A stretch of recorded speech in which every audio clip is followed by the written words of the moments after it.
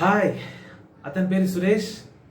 Software కంపెనీలో job చేస్తున్నాడు. మంచి జీతం, మంచి లైఫ్. అలా అలా అలా ఒక్కొక్క మెట్టు ఎక్కుతూ ఎక్కడికో వెళ్ళిపోయాడు.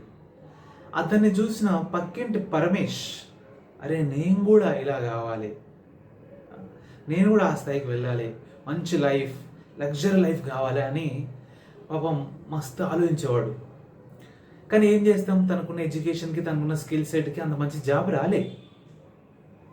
జాబ్ చిన్నది, జీతం ఇంకా చిన్నది. గొడ్డు చాకరీ చేస్తుండు, అయినా సరే పెద్ద లాభం లేదు. ఏం చేయాలో అర్థం కాక ఒకరోజు సిట్టింగ్లో ఉన్నప్పుడు తన ఫ్రెండ్ ఫరీద్ని అడిగిండు, మామా ఏం చేద్దాంరా భయ్యా అన్నాడు. వెంటనే ఆ ఫ్రెండ్, అరే బెట్టింగ్ యాప్స్ అంట, టీవీలో చూపిస్తారు, యూట్యూబ్లో చూపిస్తారు, మన సెలబ్రిటీస్ చెప్తారు, దాంట్లో అంట రూపాయి పెడితే 2 రూపాయలు వస్తుంది, 10 రూపాయలు పెడితే 20 రూపాయలు వస్తుంది అనేసి మస్తు మోటివేట్ చేసిండు. మనోడు కూడా పరమేష్ పాపం చాలా ఆశలు, కోరికలు, అవసరాలు, బాధ్యతలు, ఎంతోమంది గిఫ్ట్స్ ఇవ్వాలి కదా.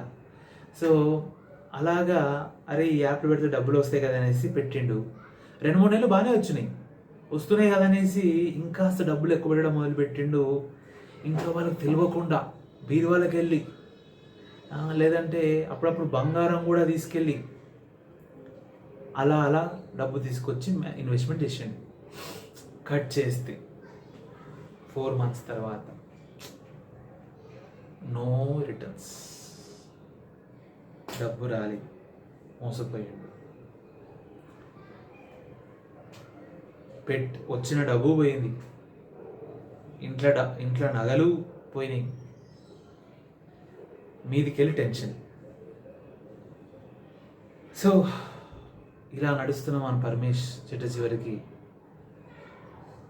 ఒక రోజున సూసైడ్ చేసుకున్నాడు. ఫ్రెండ్స్, ఇలాంటి పరమేష్లో బోలెడు మంది ప్రస్తుతం భారతదేశంలో ఉన్నారు. ఉత్తరప్రదేశ్, మధ్యప్రదేశ్, ఆంధ్రప్రదేశ్, కేరళ, తమిళనాడు, మహారాష్ట్ర, ఇలా ప్రాంతం తేడా లేకుండా బోలెడు మంది ఈ బెట్టింగ్ యాప్స్కి బానిసలై అడ్డదారిలో లేదా రాత్రి ఎక్కువ డబ్బులు సంపాదించాలన్న మోజుతోటి కుటుంబానికి సంబంధించిన డబ్బు కూడా ఖర్చు పెట్టి చిట్ట చివరికి ఆ డబ్బును మళ్ళీ దాన్ని తిరిగి తెచ్చుకోలేక ప్రాణాలు కోల్పోతున్నారు, ఆస్తులు కోల్పోతున్నారు, కుటుంబ సభ్యులను కోల్పోతున్నారు. ఈ విషయం గురించే నా అన్వేషణ ట్రావెలర్ అతను ఎన్నో సంవత్సరాల నుంచో చెప్తున్నాడు, అరే బాబు పెట్టకండి రా, బెట్టింగ్ యాప్స్ రా, లైఫ్ పాడైపోద్దిరా. మామూలు వినరుగా. మనకేందనంటే కోరికలు దండిగా ఉన్నాయి. నేను కూడా యాక్సెప్ట్ చేస్తా, మనుషులం మనం. మనకి ఈ రోజు కంటే రేపు బెటర్ ఉండాలనుకుంటాం, రేపటి కంటే ఎల్లుండి బెటర్ ఉండాలనుకుంటాం. కానీ ఇది కాదనుకుంటా రూట్. ఒకసారి ఆలోచించండి, ఒకవేళ ఇదే రూట్ అని అంటే మరి government of India more than 350 యాప్స్ని బ్యాన్ చేసింది. ఈ సెలబ్రిటీస్ మీద కేసు కూడా పెట్టింది. మరి ఇదంతా ఫేర్ అయితే ఎందుకు ఇలా జరుగుతుంది? నా స్టూడెంట్స్లో చాలామంది, నా క్లాస్మేట్స్ చాలామంది కూడా నన్ను పదే డబ్బులు అడిగేవారు. ఏంట్రా బాబు మీ బాధ ఏంటంటే, ఇట్లా పలానా చోట పెట్టినా, నాకు డైరెక్ట్గా చెప్పలే వాళ్ళు, ఇట్లా పలానా చోట పెట్టినా అక్కడ ఏమో రాలే, నేను ఫైనాన్షియల్ స్ట్రెస్లో ఉన్నా, నాకు నువ్వే దిక్కనంటూ.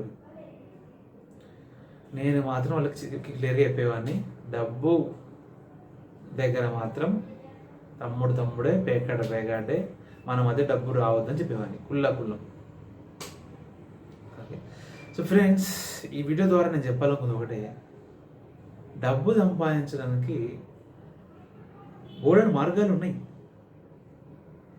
చాలామంది సంపాదిస్తున్నారు స్మార్ట్గా. ఎస్, గొడ్డు చాకరీ చేస్తూ వారి పనికి తగ్గ డబ్బు రాని వారు కూడా బోలెడు మంది ఉన్నారు. కానీ అంత మాత్రాన ఇలాంటి మార్గాల్లో వెళ్ళి ప్రాణం కోల్పోవద్దు, జీవితాన్ని కోల్పోవద్దు అన్నది నా ఆలోచన, నా అభిప్రాయం. మీ అభిప్రాయం ఏంటో కామెంట్ బాక్స్ తెలియదు.